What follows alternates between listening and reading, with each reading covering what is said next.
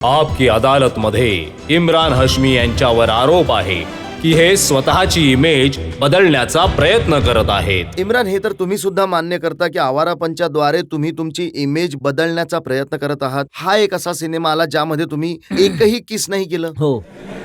हा एक असा सिनेमा आला ज्यामध्ये तुम्ही कोणाबरोबर छेडछाड नाही केली, कुणा दुसऱ्याच्या पत्नीलाही नाही हो, पळवलं. मी खूपच माझ्यासाठी खूपच रिफ्रेशिंग आणि नवीन गोष्ट होती. यामध्ये मी इतरांच्या कोणाच्या पत्नीला नाही पळवत आहे किंवा कोणाच्या तरी स्कर्टच्या मागे धावणाऱ्याचा रोल प्ले नाही करत आहे. एखाद्या खोडकर कॉलेज स्टुडंटचा रोल प्ले नाही करत आहे. तर माझ्यासाठी खूपच एक प्रकारची खूपच इम्पोर्टंट फिल्म आहे आणि एक जी इमेज याच्या आधी मी कुठेतरी स्वतःसाठी बनवली होती, ती पुसण्याचा प्रयत्न केला आणि I think it's a high time.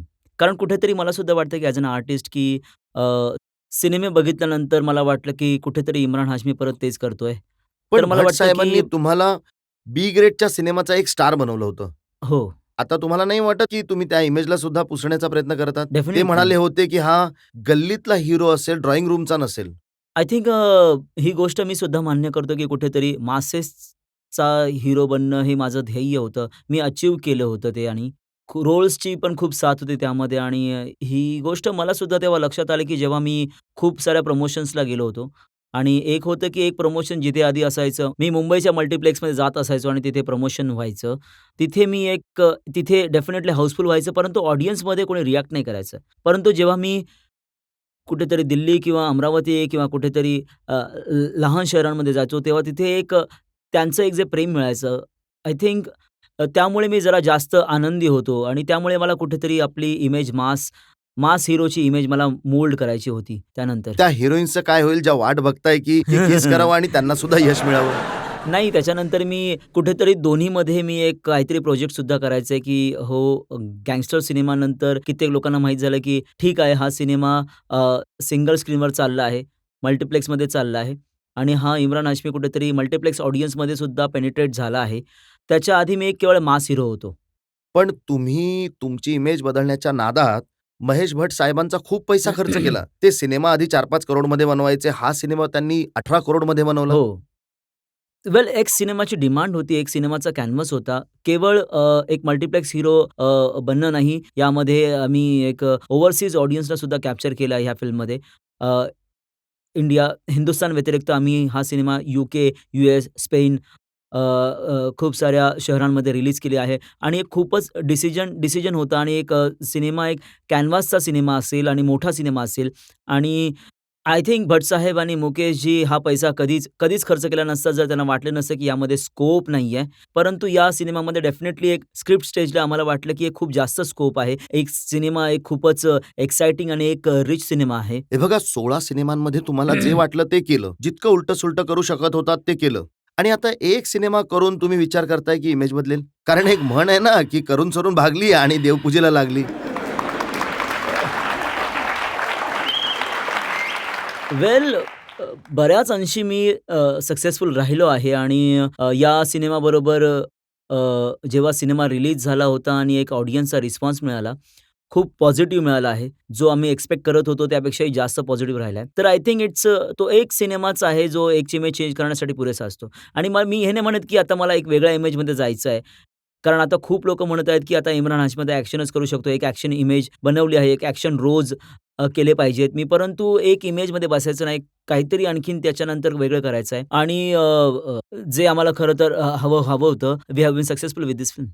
तुम्ही मोठे सिनेमे केले आहेत. मोठ्या बजेटचे सिनेमे करायला लागला आहात तुम्ही. असं ऐकलंय की आता पैसा सुद्धा खूप मिळतो तुम्हाला. स्टार बनले आहात तुम्ही. पण मी ऐकलंय की एक तुमची सवय आहे, तुम्ही कंजूस खूप आहात. जर कोणी कॉफी सुद्धा पिऊ घाल म्हणाला तर तुम्ही दुसऱ्या कोणाला सांगता भावा घेऊन ये. मी मान्य करतो, की मी इतका कंजूस नाहीये, परंतु कसं होतं, की जेव्हा मी भटसाहेब किंवा काही सांगत असं, की ऑफिसमध्ये काहीतरी एकतर ऑफिसमध्ये काही सेलिब्रेशनची एक वेळ असते, फिल्म हिट होते किंवा काहीतरी होतं. तेव्हा भटसाहेब म्हणतात, की कॉफी घेऊन ये जा, परंतु माझ्या खिशात तेव्हा पैसे नसतात. तर असं नाही, की मला कॉफी खरेदी नाही करायची, पण जेन्युइनली माझ्या खिशामध्ये त्यावेळेस पैसे नसतात. कारण की मी कुठून तरी दुसरीकडनं येत असो, शूटिंगमधून येत असो, I don't carry the money with me. हा पैसा कोणावर खर्च करतात हे सुद्धा सांगा तुम्ही. हे बघा, मी पैशांच्या बाबतीत विचित्र आहे, कारण की आय डोंट टेक दॅट मी विथ माझं तर जास्त करून क्रेडिट कार्ड असतं. कॉफी तर विकत घेऊ शकत नाहीये. तर त्यामुळे कदाचित मला तर भट साहेबांनी हे सुद्धा सांगितलं, की एक सिनेमा रिलीज झाल्यानंतर खूप खुश होता. त्यांनी तुम्हाला कुणाला तरी ₹25,000 डोनेशन करायला सांगितलं. तर खूपच तोंड वाकडं केलं होतं तुम्ही. नाही, नाही, अशी काही गोष्ट नाहीये. ॲक्चुअली जेव्हा कधी सिनेमा हिट होतो, तेव्हा भट साहेब माझ्याकडनं एक रनसम घेतात. एक एक पद्धतीची एक गुरुदक्षिणा असते त्यांची आणि मला द्यावी लागते ती गुरुदक्षिणा. तर असं करून खूप सारे पैसे भट साहेबांनी घेतलेले आहेत आणि मी सुद्धा खूप सारे पैसे त्यांना दिलेले आहेत. भट ही साहेबांनी गोष्ट भट त्यांनी साहेबांनी सांगितलं, तुम्हाला की सांगितली त्यांनी नाहीये. सांगितलं, की ते तुमच्याकडून पैसे घेऊन चॅरिटीसाठी देतात. ते तर तुम्ही म्हणताय तुम्हाला हे सांगतात ना ते, परंतु कुठेतरी दुसरीकडे खर्च करतात ते.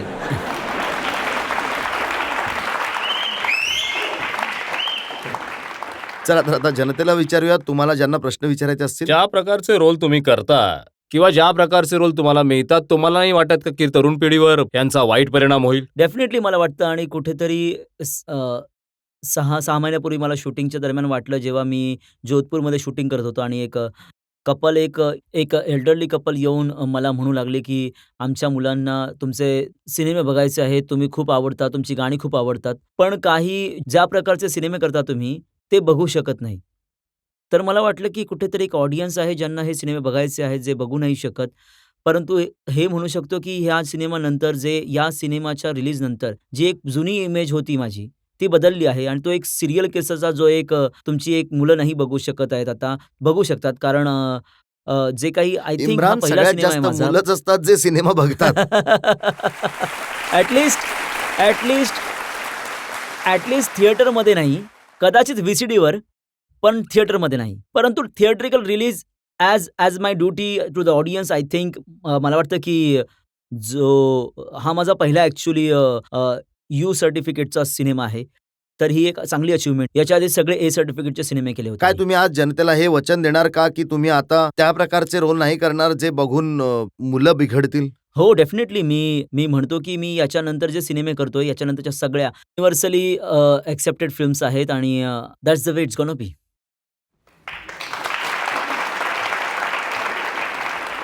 दिस गर्ल थर्ड रो मध्ये. इम्रान, तुम्ही डान्स करायला कधी शिकणार? जेव्हा तुम्ही कधीही कुठला सिनेमा करता, त्यामध्ये कायम तुमची एकच ॲक्शन असते. एक तर तुमचे हात खिशामध्ये असतात किंवा वर हलत असतात. तर तुम्ही किंवा सांगा असं करतो केव्हा मी. शिकाल? हो, हो. हे बघा मी शामक दावरमधून काढलं होतं मला. तर थोडा वेळ लागेल मला डान्स शिकायला. परंतु मी प्रयत्न करत आहे आता डान्स शिकत आहे मी आता. काही 4 स्टेज शो केले आहेत जे जी एक ॲक्टरमध्ये स्वतःमध्ये एक फिअर होतं की मी नाचू शकत नाही. त्याला ओव्हरकम करण्यासाठी मी स्टेज शोसुद्धा केले आहेत. ते जे मी सिनेमे करत आहे त्याच्यानंतर त्याच्यामध्ये जी गाणी शूट होत आहेत त्यावर डान्ससुद्धा केला आहे. ट्रेंड जो रिलीज झाला होता त्याच्यामध्ये जो अजनबी माझे डान्सचे भरपूर हे मूव्हज सांगा, होते. की डान्स कोणत्या हिरोईन कडून शिकत आहात? ॲक्चुअली कोणाकडे नाही. माझे एक कोरिओग्राफर आहेत जे त्यांनी मला खूप मेहनतीने त्यांनी मला तयार केलंय, की तू नाचू शकतोस आणि नाचायला हवं तू आणि माझ्या ज्या लिमिटेशन्सला डोक्यामध्ये ठेवून त्यांनी मला मूव्हज दिले आहेत स्क्रीनवर. म्हणजे येणाऱ्या सिनेमांमध्ये आम्ही तुम्हाला गाण्यावर नाचताना सुद्धा बघू शकतो का? Most प्रोबॅबलीज yes. सर, आतापर्यंत तुमचे जे काही सिनेमे आले आहेत, त्यामध्ये तुमचं अफेअर एखाद्या विवाहित मुलीसोबत आहे, कोण्या हो. दुसऱ्याच्या पत्नीसोबत आहे. हो. फ्युचरमध्ये जर तुम्हाला एखादा असा सिनेमा मिळाला ज्यामध्ये तुमच्या पत्नीचं दुसऱ्यासोबत अफेअर असेल, सो हाऊ हाऊ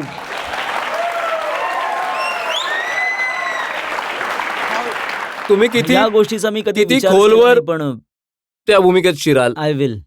या गोष्टीचा कधी विचार नाही केला, पण तुम्ही म्हणालात तर डेफिनेटली मी माझ्या डिरेक्टर्सना आणि प्रोड्युसरना सांगेन, की असा सिनेमा लिहा आणि बनवा माझ्याबरोबर. तुम्हाला शुभेच्छा. जेव्हा इम्रान असे रोल करतात, तेव्हा घरी पत्नीकडून सुद्धा ओरडा मिळतो की नाही? मिळतो. खूप ओरडा मिळतो. आणि तुम्ही जे आता सुधारले आहात, त्याच्यामध्ये त्यांचं सुद्धा कॉन्ट्रिब्युशन आहे? खूप कॉन्ट्रिब्युशन आहे. पण कुठेच ती माझ्या वर्क स्पेसमध्ये इंटरफेअर नाही करत. तिला माहिती आहे, की माझं काम आहे आणि हे जे रोल्स करतो कुठेतरी जी एक इमेज बनली होती माझी, त्यामुळे करत होतो आणि तिची साथ सुद्धा होती, की इमेज पुसली पाहिजे. इट्स गुड फॉर मी माझ्या करिअरसाठी आणि ही खूप गरजेचं असेल तर.